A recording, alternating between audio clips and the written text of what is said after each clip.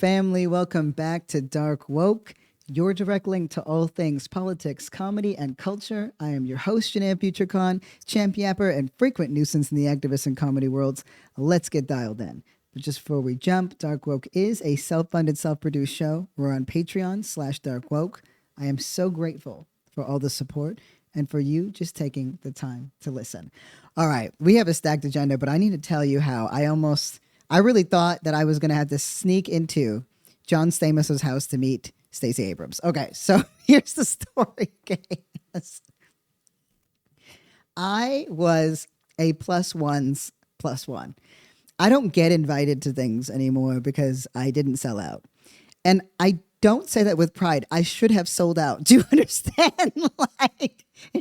I didn't know that there was going to be this much of an economic downturn. The next time you have the opportunity to just go. Just balls deep, sell out. Never look back. No. Oh, man. Yeah. I don't nobody's checking for me no more. You know, I had one little moment. And then I was like, no, I'm craft first. I'm an organizer. I have to figure these things out. And honestly, I'm all good with the harder, rougher path. But in hindsight, I'm like, I could have been a sidekick in an indie comedy. Do you know what I mean? I could have had, it could have been both ends. Damn it.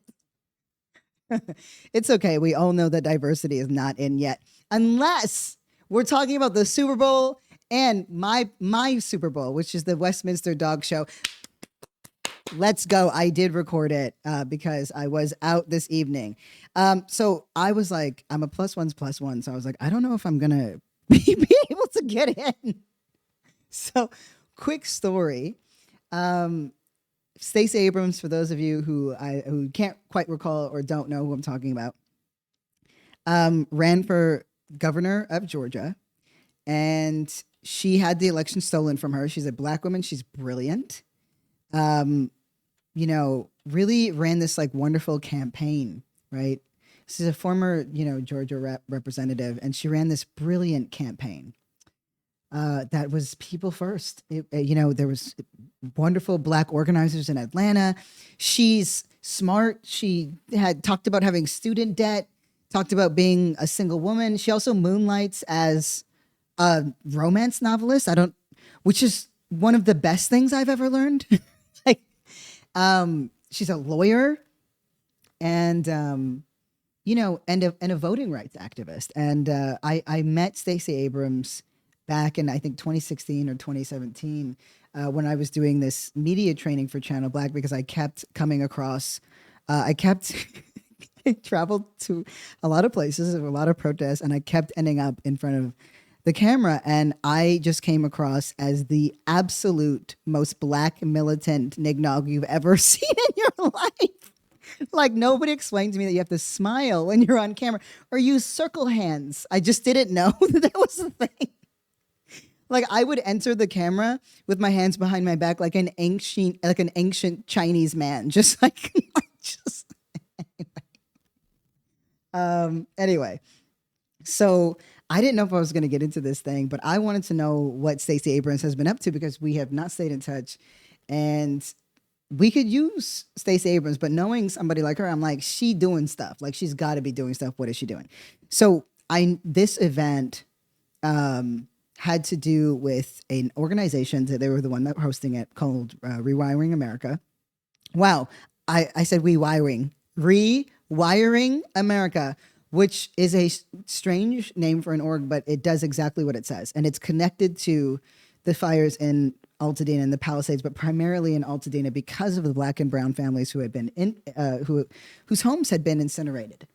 And this is an environmental efficient and energy efficient organization. So I was really curious about the overlap between everything. What does Rewiring America and this particular community and Stacy Abrams, how do they all work? I would 100% try to find my way into that. Yes, was the most beautiful man universally ever. Sure, but Stacy Abrams, Stacy Abrams. I was able to get in because I just acted like I just try to adopt an energy where I just am one of like Will Smith's kids. You know what I mean? And I just go deep. I'm like, let's go.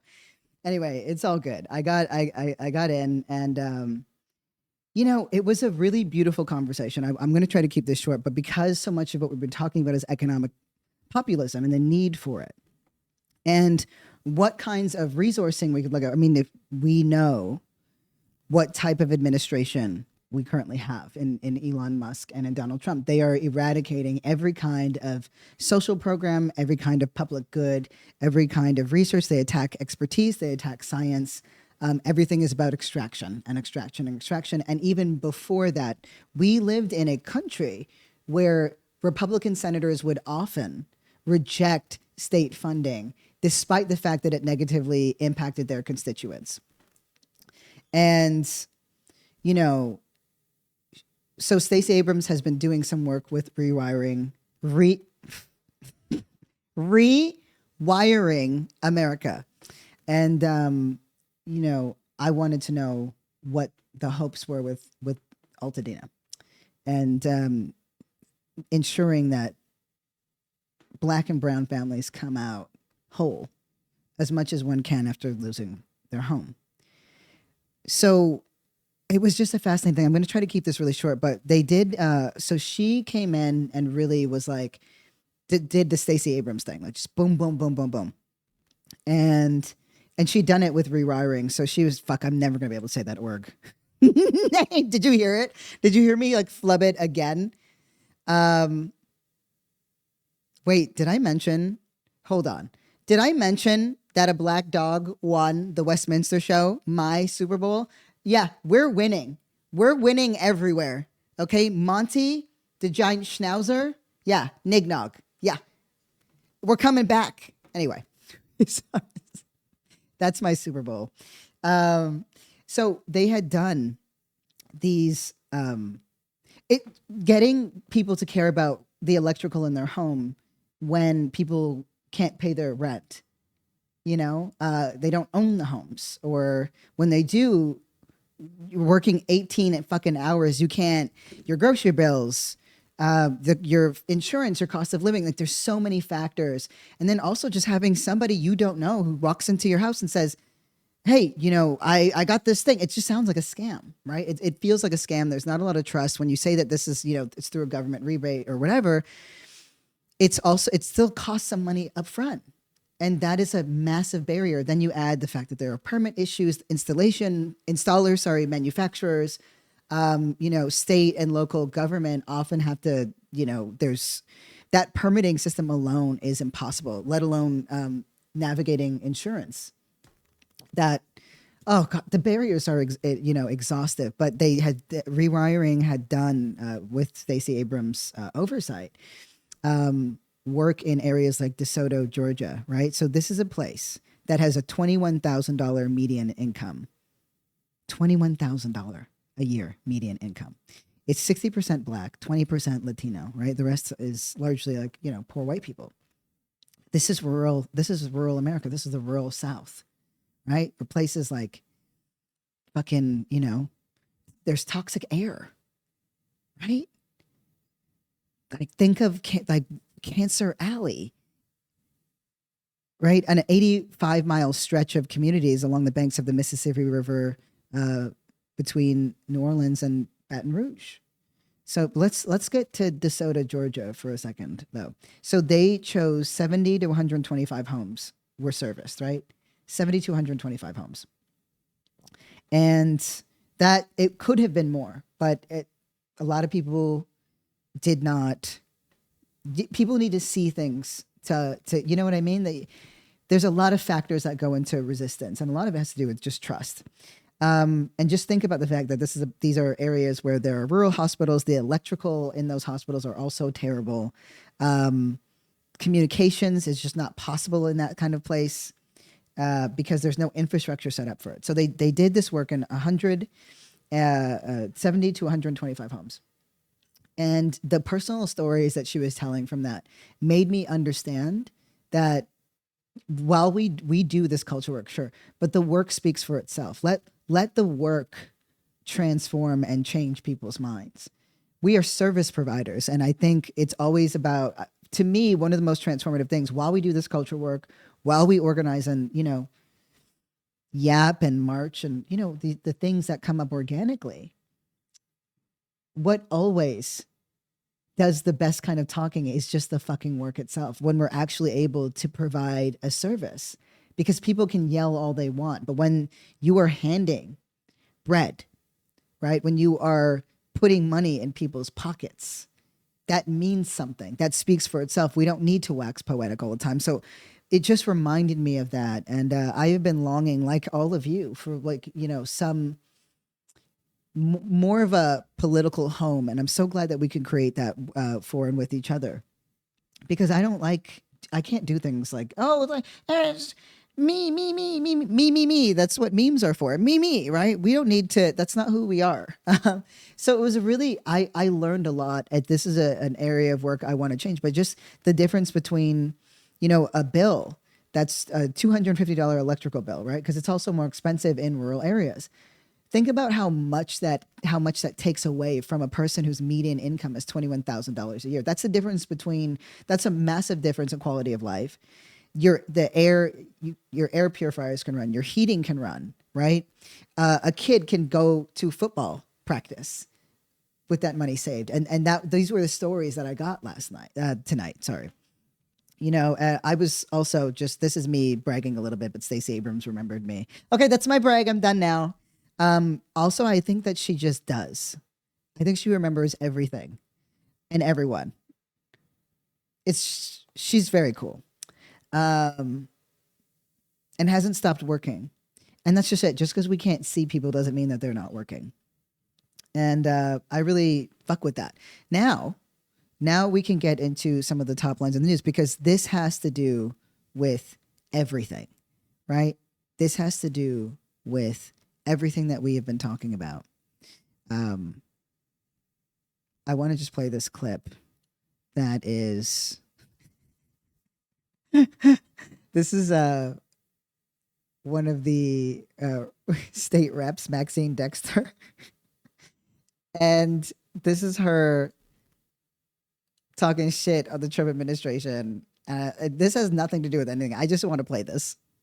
I've been told I have 30 seconds, so I am going to tell you that we do have to... I don't swear in public very well, but we have to fuck Trump.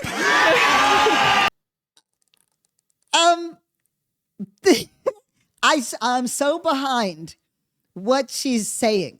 I'm so behind what she's saying, what she meant. But like, I could tell she doesn't swear, because the first thing that came to my mind was yuck. But now I'm with her.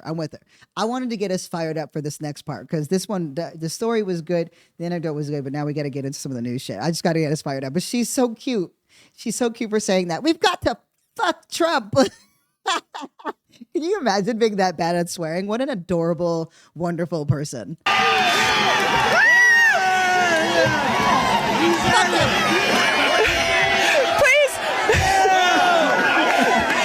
Please don't tell my children that I just did that. Even that follow-up line suggests that she bedded the man. I love us so much. I love us so much. That's honestly amazing. Okay. A couple of top lines. The White House blocked the Associated Press from the event because they used the term Gulf of Mexico, which is what it's called. Do you know what I mean? Like, there is literal legislation right now on the docket in Congress, right? In the fucking White House, that is to call Greenland red, white, and blue land. And I'm not even joking. Like, this administration is a joke, but they are disgusting and they are dangerous. And blocking the Associated Press, remember in a couple of episodes back, we talked about the fact that they had removed the New York Times and a slew of other places, NPR, from their press conference rooms. This is just fascism 101. That's all this is. It's really fucking gross. But I did have to talk about how stupid they were. Now we're going to move into the Musk Altman stuff in a minute because I think it is important. But I do need to tell you about the shit that I read today. Lucid Dream Startup says people can work in their sleep. Oh my fucking God. Can you just leave us alone? Can you leave us alone?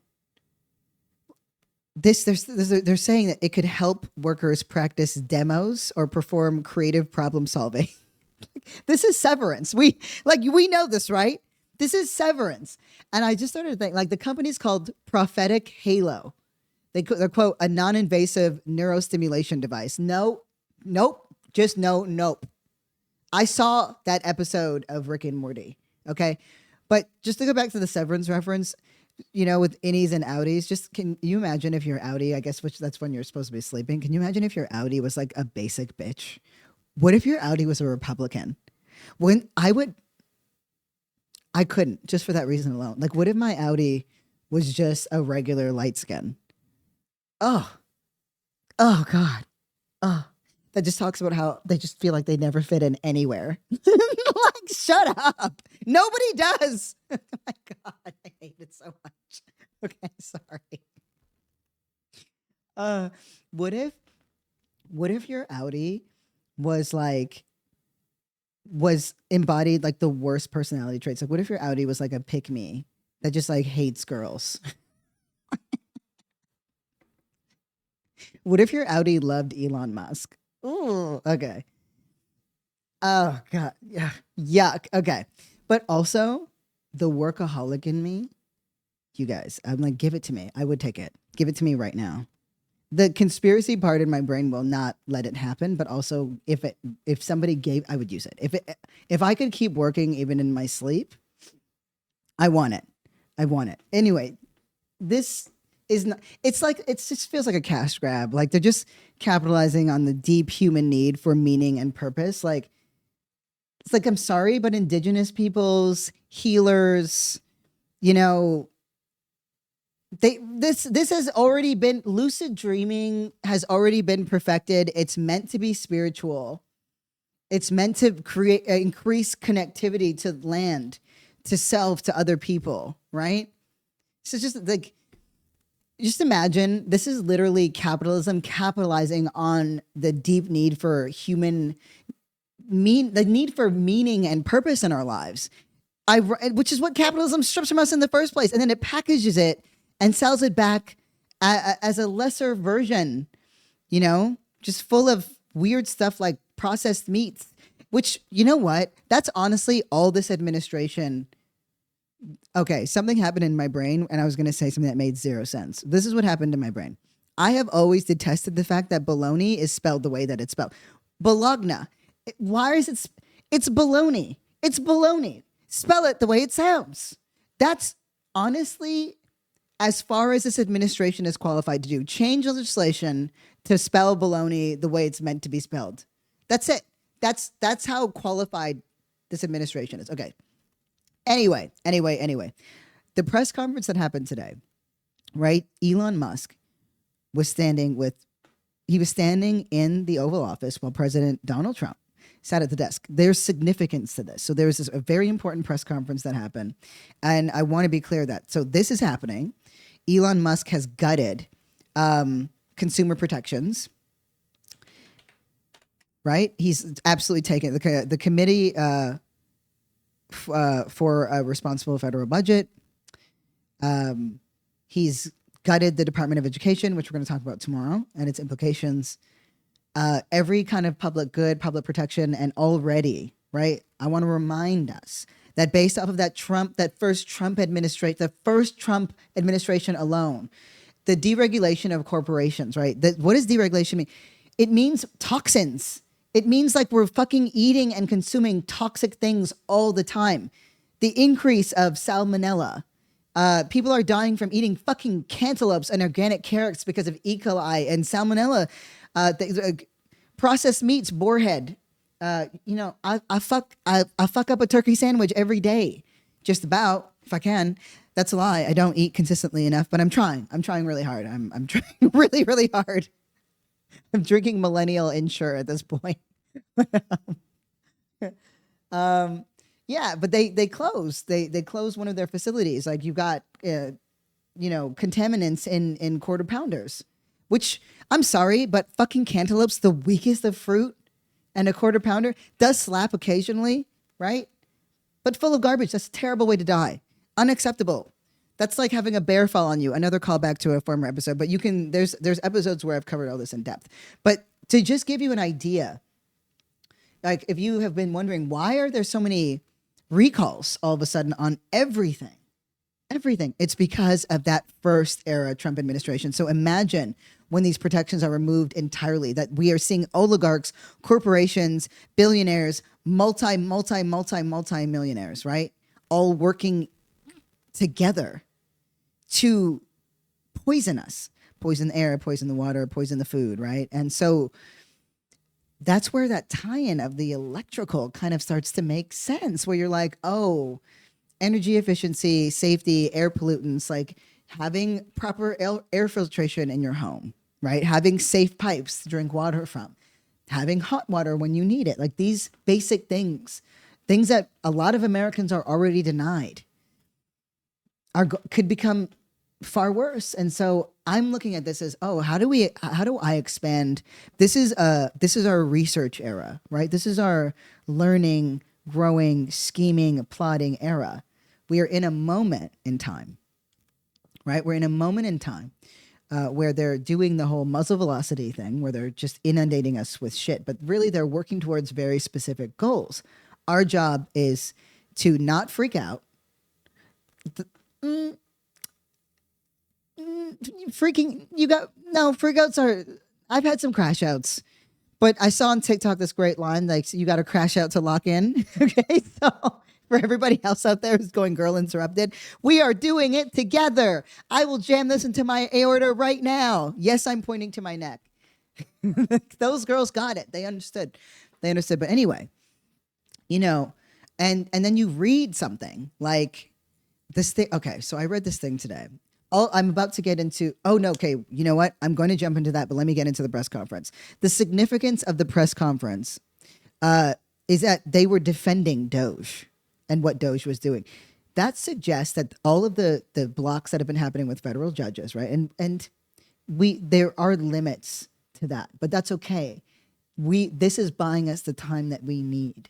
Right, because right now the fight is largely a legal battle, and we have their state attorneys general, entities like the ACLU, advocates, lobby groups, not the demon ones, and that's going to be one whole episode at some point. I want to bring a couple experts on, that are policy wonks, but also, activisty types. Got a couple in mind, but they're going to come. They have been working tirelessly to sort of block the illegal shit that this administration has been trying to do. So that this is not a bad thing. But did you also notice how fucking weird it is that he's parading his son around? Isn't it feeling like Michael Jackson blanket era? Like I thought it was just me, but then everybody started to talk about it. And I wondered if there was a story behind that. Enter Grimes. Okay, so somebody posted this. I'm just going to read this to you. It said, somebody posted, you have a kid with Elon who parades him around there you go, like Michael Jackson's chimpanzee. Well, that was probably a nicer way to say it. Anyway, but the person dragging your child into criticism is Fantano. Grimes had pushed back on a YouTuber that does music reviews and a bunch of other shit. He seems like a really cool guy. You put more effort into criticizing a YouTube channel over actual power structures. Punching down is so weird for you. This is somebody tweeting to Grimes. So Grimes says, I have made it clear I do not approve of that in every conceivable way I know how. I am desperate to solve it. It is a personal tragedy to me, but currently I don't know how to do that. Said differently, Elon Musk is parading his child around as a fucking accessory, despite the fact that his mother is terribly, terribly concerned for her child and the ways that he's being used, which means she knows that he's being used, which means that our presumption that he's being used is actually true. I think that Elon Musk is psychopathic.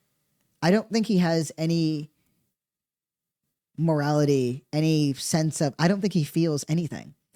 And the more that is revealed about this very petty, unbelievably vindictive man, the more I realize how dangerous it is. And we obviously know it's objectively dangerous that he's anywhere near the levers of power.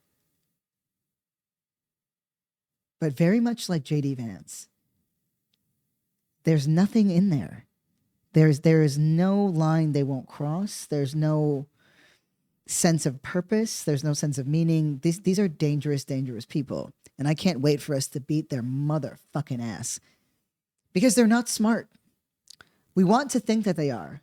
But honestly, so much of like even getting into a fucking Harvard or Stanford or whatever, of course, but it's really so much of it is just being able to demonstrate logic and performance in a very stringent, specific way that has very little to do with actual intelligence, more to do with understanding formula and how to rig a system. But anyway, Elon was challenged on the Hamas condoms.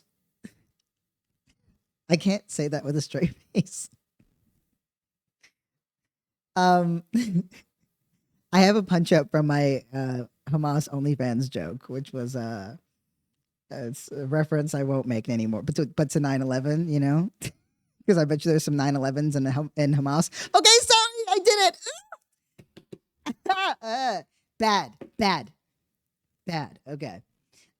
So he was asked about that. There he is. He's standing in the Oval Office with a stupid little hat, and Trump is sitting there, and he's using his son as a shield. And the press asked him,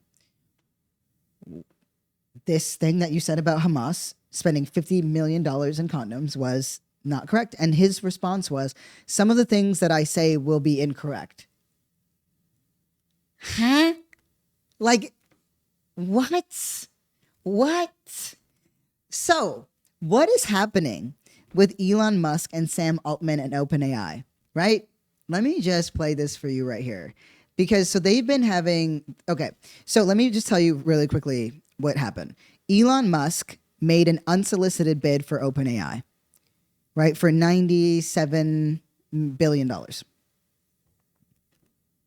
I just need us to understand that for rich white men, that's a diss track. Okay, that's what I learned. Thank you, Succession, for educating me. That's a diss track. That's what that is. That's like, the girls are fighting right now. Like the girls are fighting. To make an unsolicited bid is to try to create a circumstance where the board will cut out the CEO or the leader of an organization because the golden parachute is too fucking high. It's like trying to make an offer you can't refuse. So the whole point of that was to make the board and stakeholders turn on Sam Altman.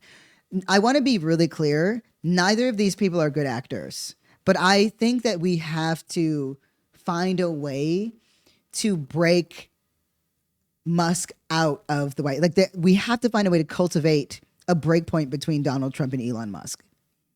And anybody who doesn't fuck with Musk is a temporary ally. Anybody, any fucking buddy. So he fires those shots. That's a diss track, right? He wants that technology. And remember, right now, Elon Musk is doing this whole fucking tour. He was on Tucker Carlson, this, that, and the other, talking about how he started Open A.I. and da-da-da. He's the one who named it, open source, and it was a not-for-profit, whatever. And yes, Sam Altman is trying to make a not-for-profit, a for-profit entity. It would make it so that he can make a fuck ton of money, like stupid money. And, and that they could raise money far more easily, which would make him a player. It would make him a real player in the game. And Elon Musk does not want that. He wants to stop Altman's ascension to power. He also wants to own and monetize that tech for himself. And he has every means of doing that. So, and Altman is a little bitch boy, right? Like this guy is a guy who was like, the Trump administration is bad. I have friends, they're brown, da-da-da. And now he doesn't give a fuck about any of those people. But anyway, I do have to say I thought he was a little bitch boy until he came out. He still is. But let's just keep it like peak whiteness. Like I want Count of Monte Cristo like level white men taking each other. I love when white men are fighting each other. It's like, it's so pure. It's so pure. There's no other shit you got to deal with. It's just what it is. So Altman claps back and he says, no, thank you, but we will buy Twitter for $9.74 billion if you want. That's ether, okay? That's Tupac coming out saying, first off, fuck your bitch and the clicky. Like, you understand? Like, this is, like, he was like, your shit ain't worth shit, nigga. Like, remember, Elon Musk paid 40 bill for fucking Twitter. And we never heard from Jack again. Like, nigga, are you going to make Blue Sky the shit or not? Because I need to no. Okay, sorry. Stay focused, Janaya. Stay focused. Okay. So he says, no, thank you, but we will buy Twitter. So they didn't roll on him. The stakeholders, whatever, hopefully they hate Elon Musk as much as the rest of the world should. I want to reemphasize that there's no good actors here. Everybody's an egomaniac, but one person is particularly more dangerous than the other. Let me play this clip though. So Altman, I want us to enjoy this tea for a moment, right? This is what Altman had to say. So he gets on television, live in Paris with Bloomberg, and he says this. Well, do you think Musk's approach then is from a position of insecurity about XAI? Probably his whole life is from a position of insecurity. I feel for the guy. You feel for him? I do. He said, probably his whole life is full of insecurity. I feel for the guy. It's piping hot. Actually, I don't think he's like a happy person. I do feel for him. Okay. Do you worry that he has this proximity to the president and that he can influence the decision making of the US presidency and policies around this agenda on AI? Not particularly. Maybe I should, but not particularly. I mean, I try to just wake up and think about like how we're going to make our technology better. Okay. Sam, well, do you think? Okay.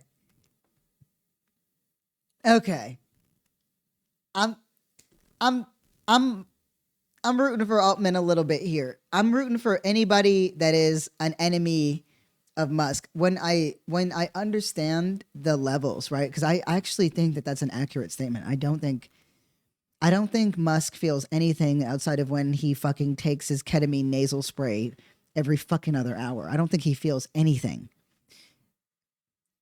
at all. I think he feels zero remorse. And when I have followed the ways in which, and we've detailed some of that on this show, how he systematically attacks anyone who has slighted him in any way whatsoever. It's why he hates fucking women.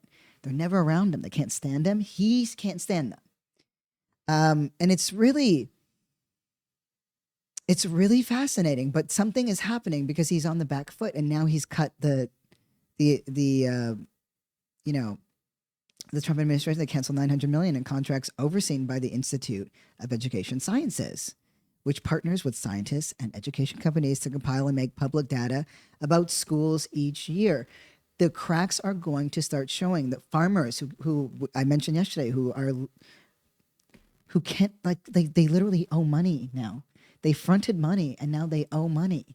And because these fucking idiots, these fucking losers, these weenies froze the federal budget, the government, and everything else, those payments don't stop. We all know that, right? You're pausing money on cancer research. The cracks are showing. And soon, I did this weird, intense hand grab like Thanos, but very soon those cracks will be large enough for us to get our fucking fingers in.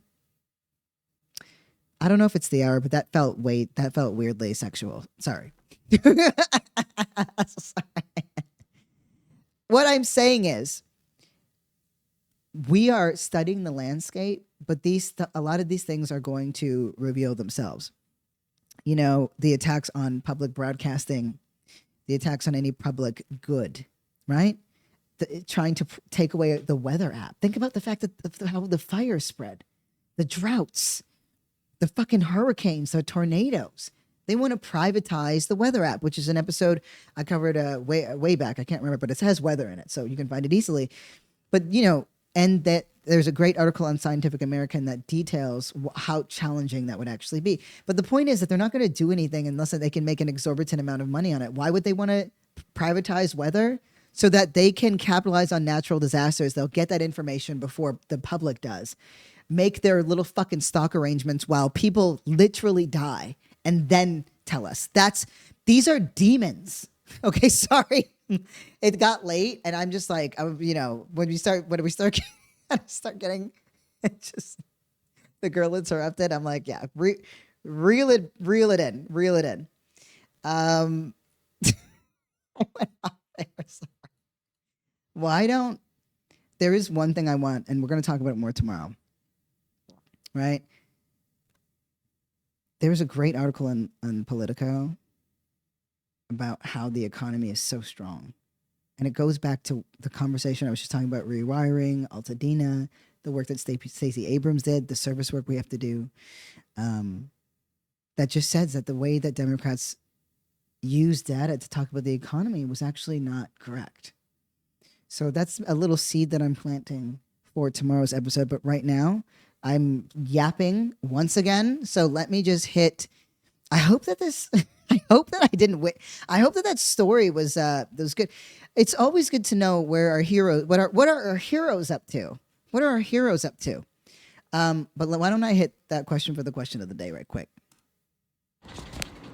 Hey Janaya, my name is Angel and I'm calling from Florida. My question is, what are your thoughts on unifying the left and right in a way that shifts our fight from Democrat versus Republican to lower class versus upper class? And how do we unify our community when people's individualism and communal ignorance is so rampant?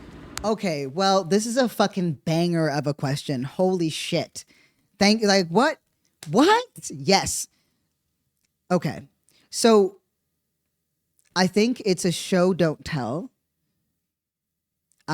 Actually, it's so interesting. This question has so much to do with this episode, but I do think that we have to move away. I think we have to consolidate around very specific campaigns that we run and move away from, oh God, this is going to sound like, sorry to make it sound like a right-wing talking point, but we've got to get away from this like race versus class bullshit. They both work simultaneously. Racism would not be as pernicious and powerful as it is were it not, if there weren't massive financial gain from perpetuating it, from monetizing off it. That's what the prison industrial complex is. It's just profiting off of racism, private prisons. There are literally economies built over prisons, from the food to clothing. To the fact that we use incarcerated people for labor when they get nothing from it. You create a demand. The fact that like prison, the number of cells used to be based on SAT scores. These are actual facts. So they would build prisons, creating demand for inmates, and then go find those inmates, go create the conditions for those inmates, go frame those inmates, right? So they work at the same time. And I think when we kind of go direct and say, this is when we try to go direct and when people feel like their personal core beliefs are being attacked, they'll shut down. But if we run things around campaigns that use that class language that you were talking about, that really are framed in economic populism, you can fucking hate me all you want for being black. Really, I mean, it just sounds jealous to me, but you can hate me all you want for being black, but you will not be able to get people to buy into what you are saying. If A, we make that shit so unbelievably fucking uncool, but B, if we are actually meeting, if my side is actually just offering a better quality of life. Now, the problem is, of course, is that the Democrats, that actually do offer that, don't offer it in a robust enough way, and our stories of success are not shared often enough. The resources available are not available often enough. The way that gerrymandering has totally changed the way that the system works, the electoral college. There's all these things that get in the way, but this is the time for economic populism, and this is the way that we break through from the ruling class to just everyone else. And this time, poor whites are not going to sell us out for some corn and some fucking muskets like they did back in the day. Shit's corny. Not going to happen this time, right? There's too much documentation. Now, here's the key piece. I want us to focus less on changing the minds of Trump supporters and more on the tens of millions more The 90 plus million Americans that have no interest in politics whatsoever, and on consolidating our base across the left. If we can do these things, we could do it with art. We do it through culture work. We do it through fucking fun. We do it through organizing. We do it through campaigns. We do it through service work. You know, you can say whatever you want. If our side is offering a fucking dental program, then y'all over there are the niggas with no teeth. You know? And, you know, America's really so intense about teeth. I just, for the record, I'm just like, I like when teeth aren't perfect, but whatever. Maybe that's just me. I'm like, all of you guys, they look like tiles, a lot of these veneers. All right. You know what? I'm getting off the rails again, but this is a brilliantly worded question. And I think that hyper individualism is actually more of a problem than I thought when it comes to things like social media, because we have replicated across the left the same toxic conditions on social media that we have in leftist spaces, which is if you're oppressed, the more oppressed you are, the more points you score, the more you can kind of use it as a bludgeon in a room or derail an agenda. And these spaces don't exist to meet and I think I want to keep emphasizing that they don't exist to meet our emotional needs. We can create spaces for that, but when we have a fucking agenda, we have an agenda. And I think, you know, we've turned oppression as individuals into something that can increase our follower count, that we can monetize off of on social media, which means I'm now incentivized to speak more and more and more about myself and my experience. So like, you know, I got misgendered today. I'm going to say some things, but I promise I'm putting on my comedy hat. Okay? Okay. And I'm going to end it here. This belongs on a stage, so I'm putting on my comedy hat, but it's like, I understand that for some people getting misgendered is a psychological assault, right? I think that needs to be right-sized. Like, we live in a fucking society that it's not just because the Trump administration said there's two genders and now suddenly just people just believe that. We live in a society that enforces that and reinforces that. And yes, trans people need to be understood as an invitation and not a threat. At the same time, there are people who are wild on our side. Wild. Like, you got the whole facial reconstruction, but you kept the beard. You know, you got the titties, but you also got a whole cock and balls that are just up in the bikinis all the time. Like, every day you're posting about how you got misgendered. Bitch, you're all the genders, all that. Well, you're all the pronouns. You're all of them. They're not going to get it right. I don't know my pronouns half the time. You know, half the time I hear they, them, I want to opt the fuck out. I'm like, that's not me. But I'm never offended by the pronoun stuff because I understand that. And as long as the people who love me, you know, get it, then I'm okay. I'm okay with that. And, you know, it means something to me that my mom sees me as her daughter, even though low key I'm like, I'm also your son, you know? But we keep expecting that we're owed that kind of respect. And I personally don't think that is true. I think we're owed respect on a fundamental human level, but the idea that you should automatically be referred to precisely as you want, right?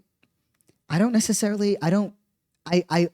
to live in a world where that happens, but I don't think you reserve the right to punish people when it doesn't. If somebody's bullying you or harassing you, yeah. You know, so God, I did get too rambly. Fuck. I better shut up. I guess what I'm saying is, you know, I think that hyper individualism is not just something that is a problem of like, you know, regular society and the right. We perpetuate it very often across the left. And I think we can give love to each other, but we have to find a way to get our emotional needs met that doesn't necessarily consist of the constant need to say that my experiences are unique and unprecedented, that my pain is unique and unprecedented in the history of the world, because it's not. If we can't find a way to connect our pain to each other, right, then we just make an island of ourselves. And then that pain needs to continue to exist because that's the only way that we're feeling something, you know? Because that's what pain does. It makes an island out of you. And then you end up trying to defend it rather than get the fuck off. And honestly, that's That's turf logic. That's what women do, right? The women who hate trans women, all you're doing, what the fuck? Why are you defending the few resources you have instead of trying to get the fuck off that island? And I'm sorry if you, in your head, you have to cross a dick bridge to get there, but bitch, get on Martrin then, because that island sucks. Okay, sorry, I gotta go. I don't know what that was. Okay. Anyway, I love you all very, very fucking much. And Stacy Abrams is out here doing that good fucking work. And there's no work that isn't good work right now. I really need you to understand that. So once again, you got that call to action. Make your shit. Talk your shit. Do your shit. You have time. You have not lost time. I don't care where you are in your process. I don't care how fucking old you are. If there's some idea that you have, a poem you want to write, whatever it is, open the fucking Google Doc. Buy the fucking book. Get those fucking running shoes on, whatever it is, right? Whatever it is, you have not lost time, but don't take your time no more. Do not take your time anymore. Put just a little bit. Just start it. Just a little bit. Just the tip. Yep, I gotta go. That was yep, I've lost the fucking plot. All right. Just want to say thank you so much for listening to Dark Woke. It means the world to me. The show really is a labor of love. New episodes drop all the time everywhere podcasts are. Don't forget that Dark Woke is self-funded. If you love the show, please feel free to support it as best you can at Patreon/DarkWoke. Don't forget, I want to hear from you. Drop your voice note question, to darkwokejfk@gmail.com. Shout out to KR and the JFK team. And shout out to you, the listeners, and make it all possible. Love you. Peace.